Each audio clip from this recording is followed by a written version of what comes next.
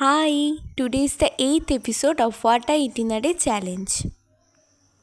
তো সকাল সকাল ঘুম থেকে উঠে বেরিয়ে পড়েছিলাম পড়তে যাওয়ার উদ্দেশ্যে।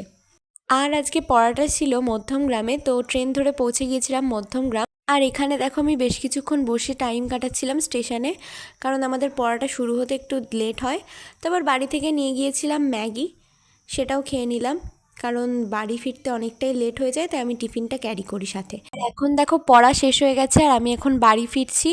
দেখতেই পেলে ট্রেনে উঠলাম আর ওয়েদারটা হয়ে গেছিলো দারুণ সুন্দর, তো ওয়েদারটাকে এনজয় করতে করতে চলে এলাম আমাদের স্টেশনে। এরপর বাড়ি এসে খেয়ে নিলাম একটু আম আর একটু লিচু, দুটোই আমার খুবই ফেভারিট। আর তারপর স্নান করে আমার লাঞ্চটাও কমপ্লিট করে নিলাম। লাঞ্চে ছিল আজকে ভাত, তারপর আমার খুব পছন্দের কচু শাক আর ডিমের ঝাল।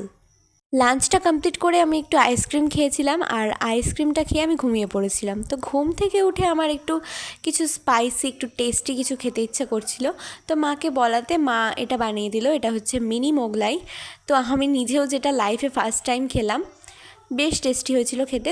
তো তোমরা যদি পুরো রেসিপিটা চাও তাহলে অবশ্যই আমাকে কমেন্টে জানিও, আমি অবশ্যই কোনো একটা ভিডিওতে শেয়ার করে দেব।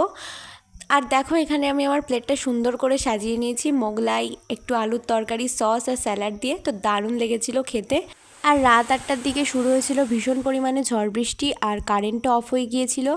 আমি এখানে চার্জার লাইটের আলোতে রান্না করছিলাম চিকেন, বিকজ সেদিন চিকেন রান্না করার দায়িত্ব আমার উপর পড়েছিল। তো দেখো এখানে চিকেন রান্না হওয়ার পর আমি এক পিস একটুখানি টেস্ট করার জন্য নিয়ে নিয়েছিলাম, তো বেশ ভালো হয়েছিল খেতে।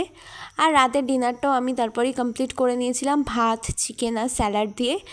তো আজকের দিনটা তো আমি এইভাবেই কমপ্লিট করলাম। তোমাদের যদি আমার ভিডিওটা ভালো লেগে থাকে তাহলে ভিডিওটাতে একটা লাইক, শেয়ার আর কমেন্ট করে দিও, আর চ্যানেলটা সাবস্ক্রাইব করে আমার পাশে থেকো। টাটা।